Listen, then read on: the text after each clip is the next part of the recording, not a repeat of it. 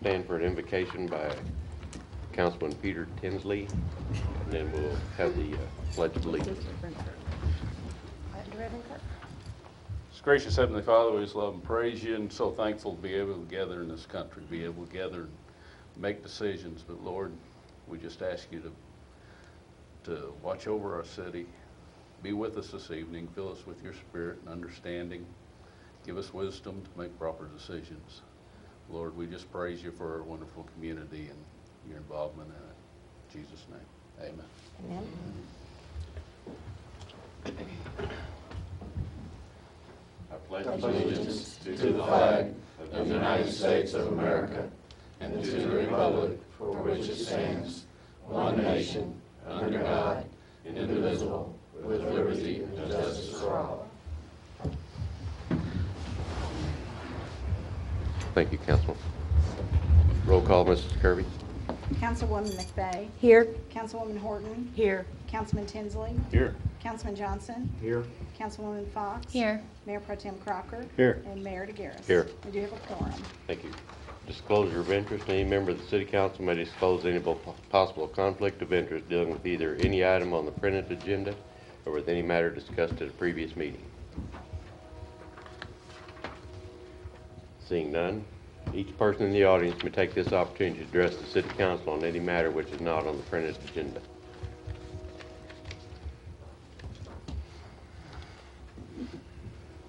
Need your name and address, please, sir. Steve Bush, service address 2510 Canal Boulevard.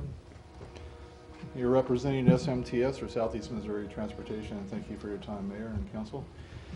Wanted to update you. It's been about a year since I've been here to update the Council on our progress. I've worked hard over the past year to change our city bus route. We went from about an hour and 15-minute loop route that served about 21 stops in our city. We now have 4 routes with 2 buses serving 35 stops. One of my main objectives, besides trying to meet more stops, was to try to get each stop to be the same minute on the hour each hour. And so that's why we have the 4 stops. We have a transfer point at Walmart every 30 minutes, but every other stop on our routes is at the same time every hour. We started that back in September. We've been running for free for September and October. Similar to last year, we've doubled our ridership during these free months. We're running just a little bit over 1,000 right now for the month. We're expecting to get up around 1,100 this month before the month is through, because September we weren't really publicizing anything. We've gone from, like I said, we went from 1 route to 4. We've got, our routes are now color coded. They're just simply north side, south side, east side, and west side. But each route side is color coded. We've got new schedules that have the maps and the policies. I'm going to let you pass those around. These are a simple card that we can hand out to a rider. It's got our pricing on one side and schedule on the other. Very simple to hold on to. I'll pass these around as well. In addition to the route changes, we made some fare changes that will start up in November. We're still only charging $1 per ride or per boarding, but we now have an all-day pass for $3. So somebody that has multiple stops during the day, they can just pay the $3. They can board as many times as they need to.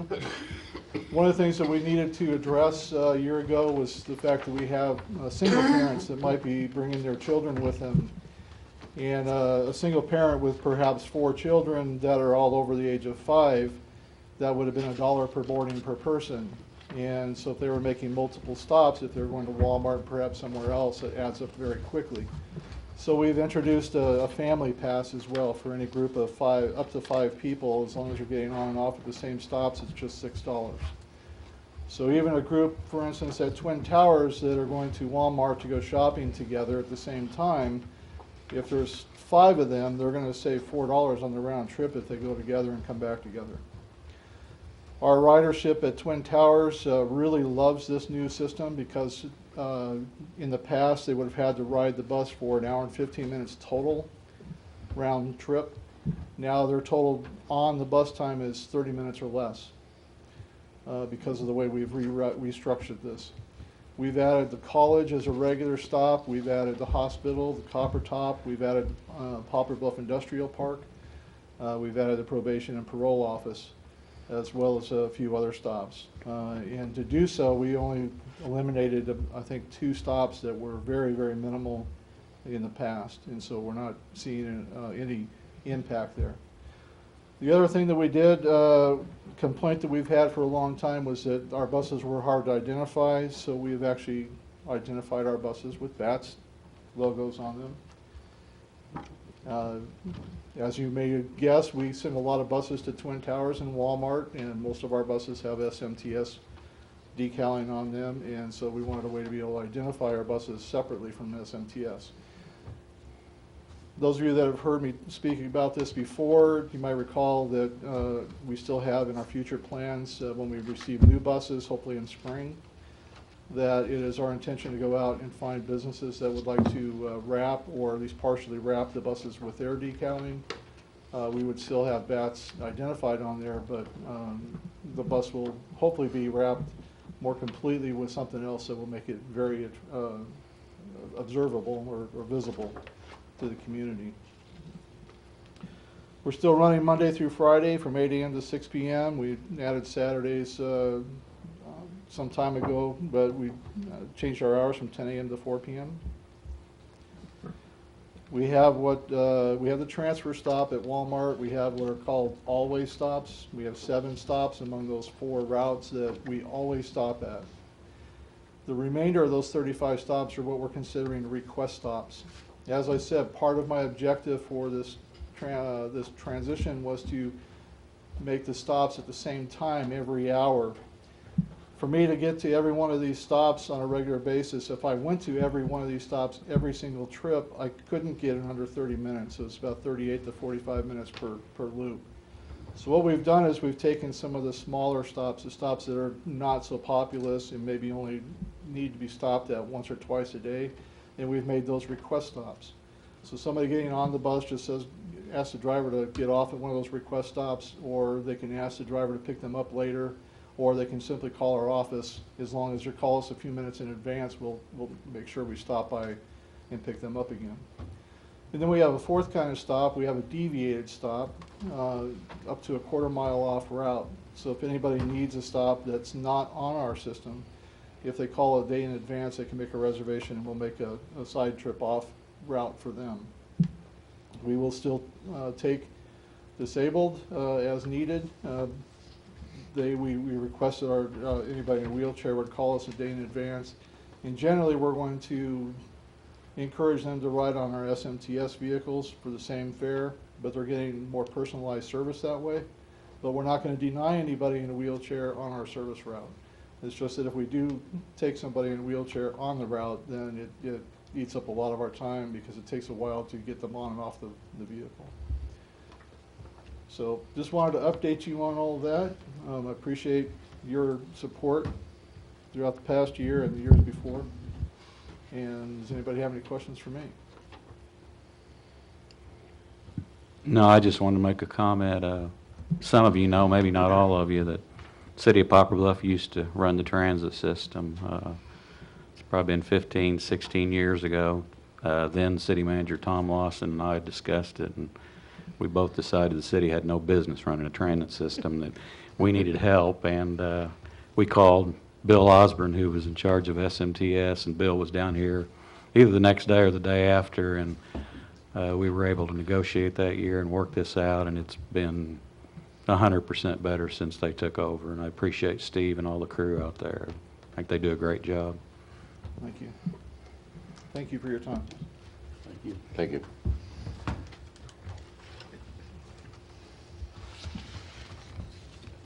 No other, we'll move on. Consent agenda. The items on the consent agenda are approved by a single action of the City Council. If any council member would like to have an item removed from the consent agenda and considered separately, he or she may request to do so.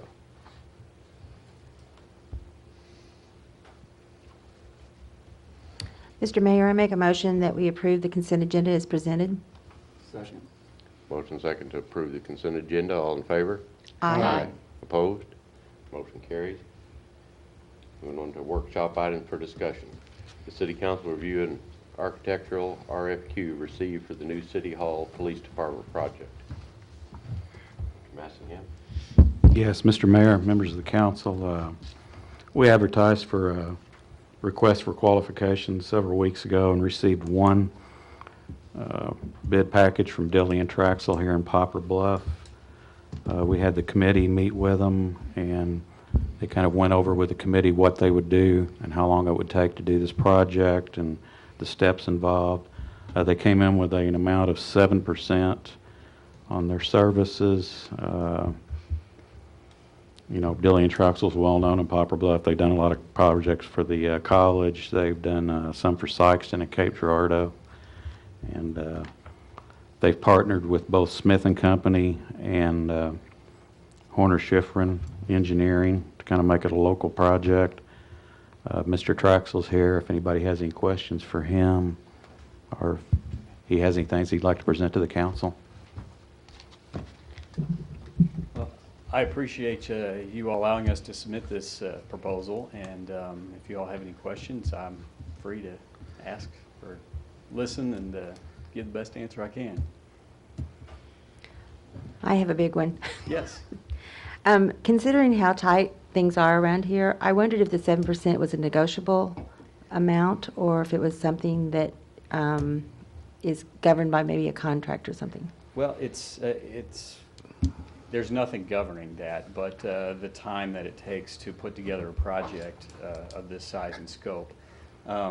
Normally it would be higher. This, for the city of Poplar Bluff, we've actually kept it a little bit lower by adding in all of the geotechnical engineering, surveying, and civil engineering. Normally that fee is on top of a percentage, and so this time we included it in there. So if we were to come in at say 6% and then added that on top, it would be well over the 7% amount. So it's actually a pretty fair contract amount.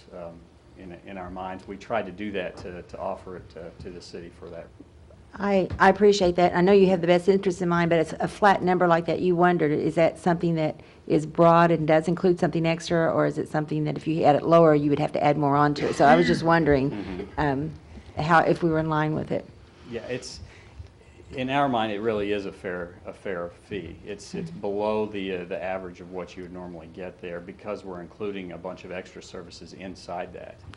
We could come in and say, okay, a 6% fee and make it look less, but then there would be added costs on top of that because normally, like I said, the civil engineering, surveying, geotechnical engineering, all that is generally on top of the architectural contract. And the contract that we gave, I think Mr. Richardson has a copy of it to review. The actual full contract amount shows in there that normally that's a separate amount, but just the way it's written, but we've included it in there as one lump sum fee. Well, I noticed that it did include 6 items, and so that's why I was just wondering if that's what made it, because I've seen a few that were at 6%, but then again, that you've explained it now, that maybe it Right. didn't include everything. So Right. that's why I was wondering. That's right. Thank you.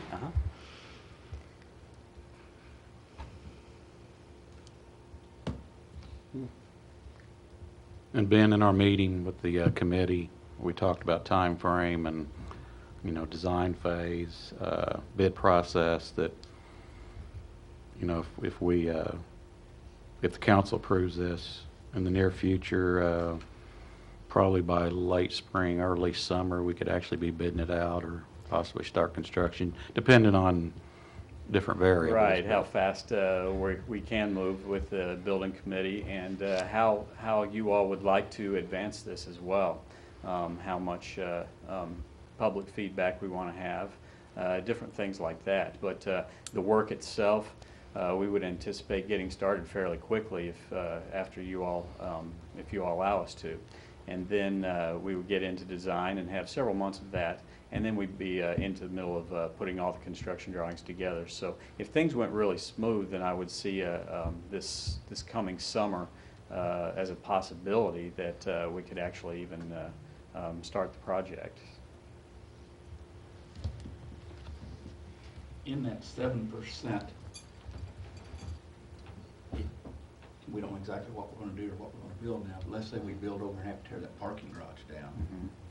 That's another factor on time-wise, too. Okay, but does that 7% include We pay you for that 7% for tearing that parking garage. If you all take care of that parking garage outside of the contract of construction, then no, we wouldn't be a part of that. But if you all did, then you did. If we took care of all the bidding processes and that sort of thing, it would be a part of that. Okay, thank you.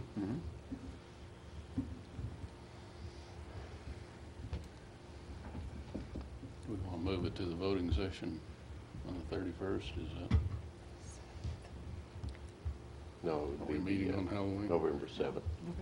Yeah, we've got a November 7th. 3-week break. I'd make a motion, we move it to the voting session, November 7th. Second. Motion second to move item 8 of the voting session be held November the 7th. All in favor? Aye. Opposed? Motion carries. Item B, the city council. Thank you all very much. Thank you. Thank you.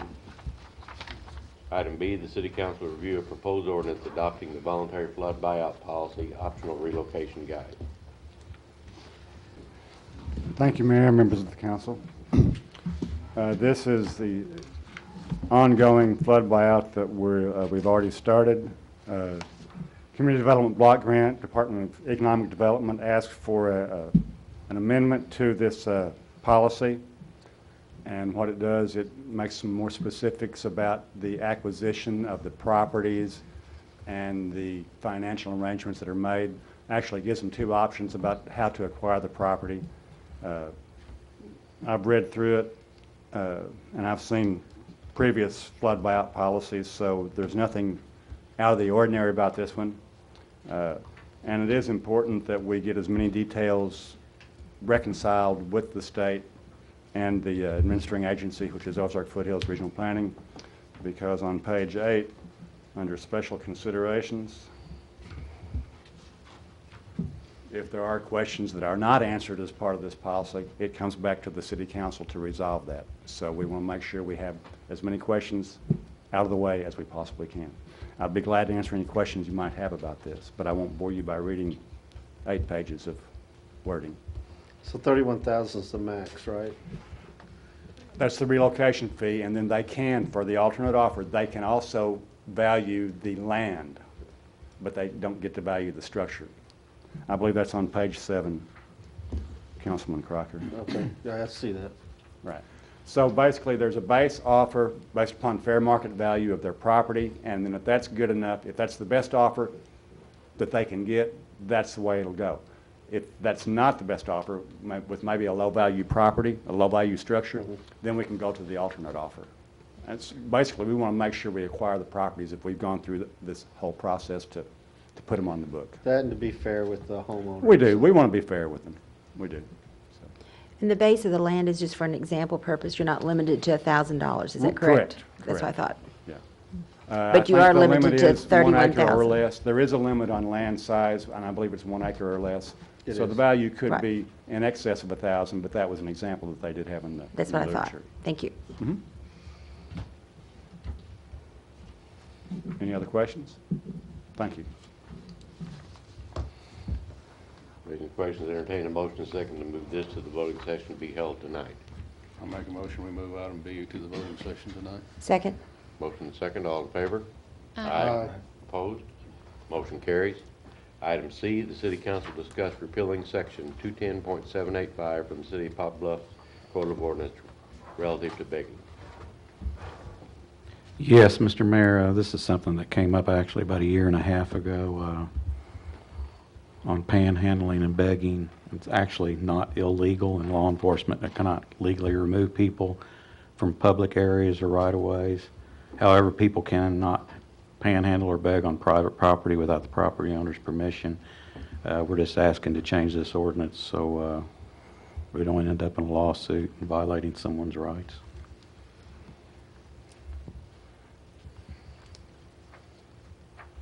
There are no questions, entertain a motion second to move this to the voting session to be held November 7th. I so move. Second? Motion second, all in favor? Aye. Opposed? Motion carries.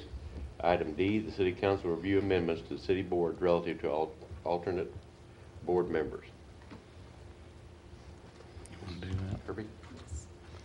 You all received it in your packet. We've got 4 boards that have alternate board members, and basically we just need to clean this up. Dennis Avery has got 2 boards that have alternate board members that he wants to keep. Those board members, and when they were appointed, we did not amend the ordinance for those board members to have alternate board members. So we just need to do that with the plumbing and the electrical board. The tree board, we've talked to the chairman of that board, and also Dennis is over that board. He does not feel like that they need an alternate board members on that board in order to be able to have those board meetings. To have an alternate board member on there, your other board members they need to not be able to be at the meetings. If they can be there, then that's really the only reason that you would have them there, and that needs to be included in the ordinance when it's written, that only would they participate, the alternate, if the board member is not present, the other board members. So there's 4 boards here. Municipal Utilities Advisory Board, Derek Hillis was the alternate on there. He is actually, has his letter in here, he's resigning from that board. He hasn't been to any of the boards in quite some time and can't make the board meeting time. And they don't feel like they need an alternate board member on that board either. So we're asking only for 2 of those 4 boards to have an alternate board member. And again, that would be the electrical board and the plumbing board. Dennis feels like he does need those 2 members in order to be able to have a quorum on those boards. Pam, what about the Board of Adjustments? They haven't ordered it. The Board of Adjustments was actually amended in 2008 to include alternates, Okay, and so- their ordinance was actually amended then. All right, they'll still Yeah. have one because they Yes. need one because They actually can have up to 3 alternates, Right, so but- they just have 1 right now. they really need that one Yeah, because they do. of the way a quorum is on that. Yeah, we'd actually included that when I went back and looked. I forgot we'd done that one correctly, so it's fine.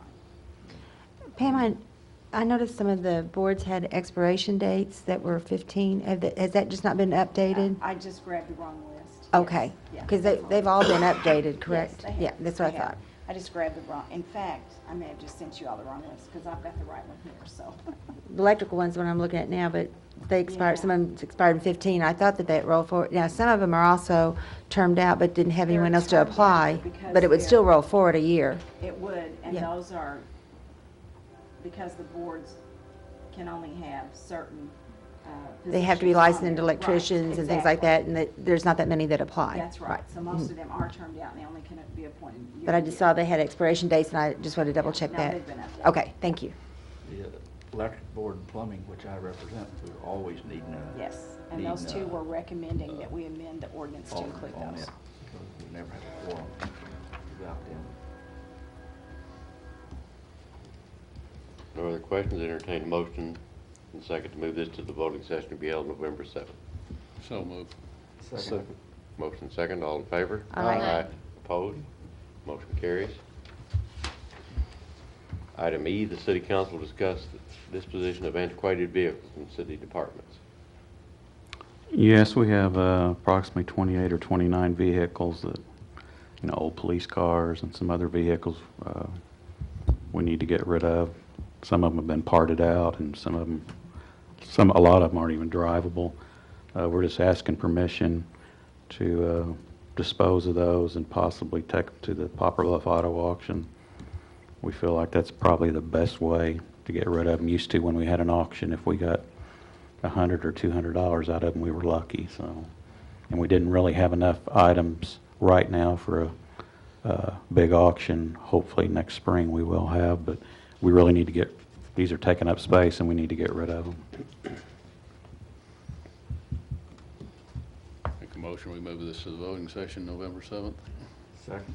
Motion second, all in favor? Aye. Opposed? Motion carries. Item F, the city council review of transportation alternate program, TAP, application for the Missouri Highways and Transportation Commission for grant funds relative to the Walking Trails project. This is just a continuation of the Trails project that the Park Department's been working on for, 10 years?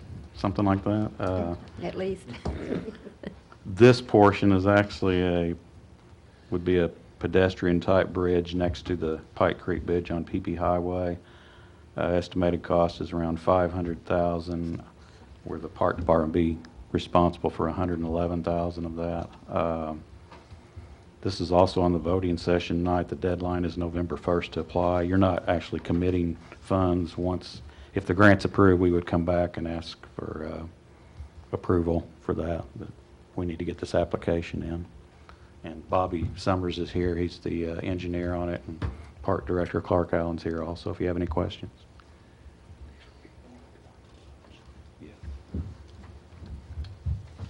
You pretty well hit it on the head. It's a bridge and a small bit of trail, and bridges are expensive, unfortunately. Also, just to bring the council up to date, we are weeks away from advertising for bids to connect Southern Bank Trail to McLean Trail, and we think that we're going to be well within budget on that. Should be constructed by spring, and so assuming that Shelby Road Phase 2 gets built and has the trail along it, the city will almost have all of the different parks throughout the whole town connected, which would just be wonderful. I have people tell me all the time how they can't wait to be able to bike around. There'll still be 2 small segments that'll need to be built, but still, the city's moving quickly in the right direction to have a really neat park system that's connected. Anyhow, this is the next step. We're calling it Phase 2 of the TAP program, and be happy to answer any questions if you have any. When you think they get started on it, when it's approved? Of which one? This grant Of here? this one? Yep. Clark can tell you, these are unbelievably bureaucratically slow. So, That's why it's been 10 years. Realistically, I would say 2 years from now, we'd go into construction. It's unbelievable. I mean, it takes a whole year just to get the grant solidified for the city. Then you have to, of course, you have very little right-of-way in this one. The MoDOT would be giving the city 100% of the right-of-way for this project we're talking about this evening, which saves, as Mark knows, saves a lot of time. That cuts off probably 6 months. But still, you're looking at a year and a half anyhow from November before it would go to construction. Thank you. You bet. Okay. No Thank other you, guys. questions? I'd entertain a motion second to move this to the voting session to be held tonight. I'll make a motion to move this voting session tonight. Second. Motion second, all in favor? Aye. Opposed? Motion carries. Moving on to action required items. Bill number 7948, the city council will take action on an ordinance selecting a broker agent for the city's health insurance fund. Move for first reading of Bill number 7948 in caption only. Second. Motion second for first reading, all in favor? Aye. Opposed? Mr. Richardson? An ordinance accepting and approving the selection of strategic benefit partners as agent and broker for the City of Poplar Bluff Health Insurance Fund. Move for second reading. Second. Motion second for the second reading of Bill 7948, all in favor? Aye. Opposed? Mr. Richardson? An ordinance accepting and approving the selection of strategic benefit partners as agent and broker for the City of Poplar Bluff Health Insurance Fund. Move for adoption of Second. 7948. Second. Motion second for adoption. Any questions or comments? Roll call, Mrs. Kirby. Councilwoman McVeigh? Yes. Councilwoman Horton? Yes. Councilman Tinsley? Yes. Councilman Johnson? Yes. Councilwoman Fox? Yes. Mayor Pro Tem Crocker? Yes. And Mayor DeGaris? Yes. We have 7 yes votes. Thank you. Bill number 7948 is adopted. Bill number 7949, the city council will take action on an ordinance disposing of antiquated records for the police department and municipal court. Move for first reading Bill number 7949 in caption only. Second. Motion second for first reading. All in favor? Aye. Aye. Opposed? Mr. Richardson? An ordinance authorizing the destruction of antiquated records by the Poplar Bluff Police Department and Municipal Court. Move for second reading and caption only. Second. 7949. Second. Motion second. All in favor? Aye. Aye. Opposed? Mr. Richardson? An ordinance authorizing the destruction of antiquated records by the Poplar Bluff Police Department and Municipal Court. Move for adoption of Bill number 7949, caption only. Second. Motion and second for adoption. Any questions or comments? Roll call, Mrs. Kirby. Councilwoman Horton, Yes. Councilman Tinsley, Yes. excuse me, Councilman Johnson, Yes. Councilwoman Fox. Yes. Councilwoman McVeigh. Yes. Mayor Pro Tem Crocker. Yes. And Mayor DeGaris. Yes. We have 7 yes votes. Thank you. Bill number 7940 is passed.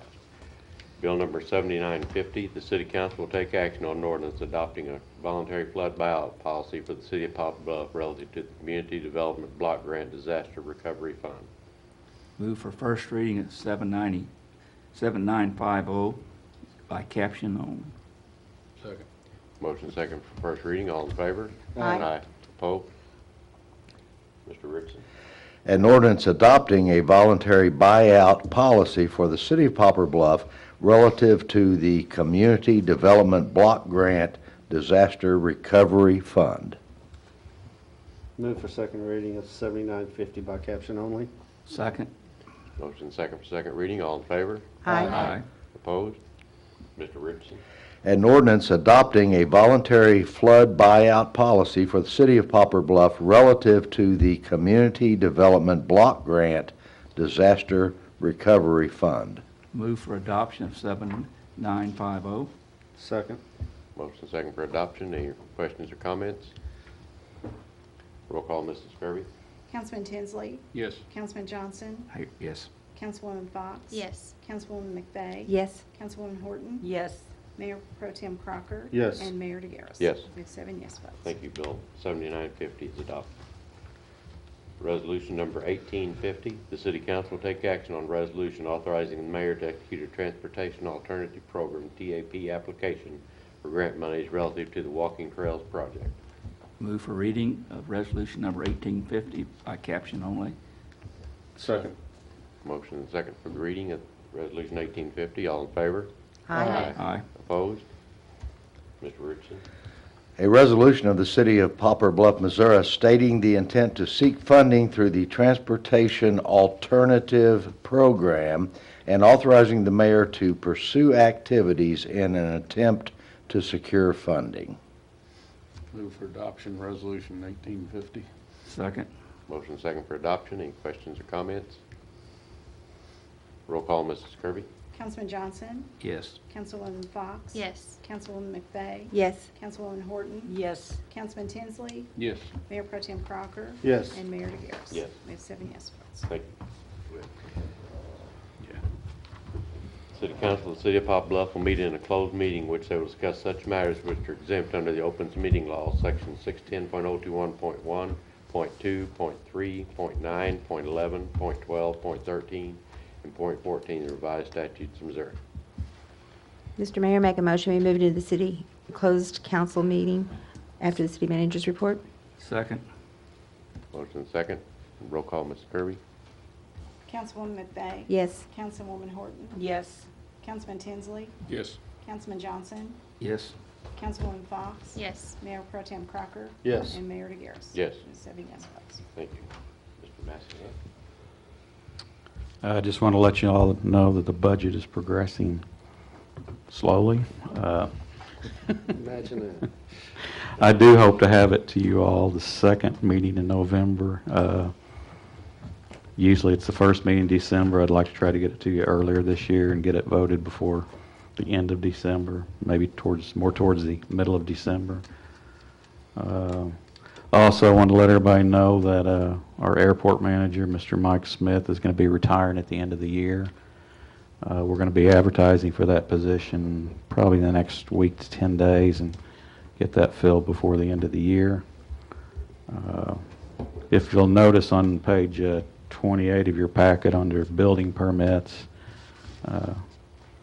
Councilwoman McVeigh asked me if that was a mistake. It said commercial new, $7,821,804. And no, that's for real. That's awesome. A lot of it's the college, but there are a lot of other things going on in town. It's kind of strange. I don't think we've had a planning and zoning meeting in, since July. So it looks like there's nothing going on, but if you drive up and down the highway, there's demolitions going and new buildings going to be going up. It's kind of exciting for Poplar Bluff. So yes, that is a real number. We are truly blessed. There is lumber and activity being sold every day in town, so And I wanted to welcome Panda Express to town. They opened last Thursday in front of Walmart. Drove by there Saturday, and there was like 9 cars in the drive-through, and drove by a little bit later, and there was 3 cars, so I stopped and They have went very through. unique tables in there, too. And then also the Bread and Butter, which was formerly the Bread Company. They've moved their location to the old Commerce Bank building, North 67, by Hefner's. They opened last Thursday also. Just wish both those businesses good luck, and that's all I have. Looked like they were getting ready to tear down another building, the old Will Miller. I'm getting ready to tear it down, and that's, I guess that's public. It's It is. going to be a Domino's Pizza. Permits are issued for demolition, and building permit actually is due. That's part of my 7 million I found.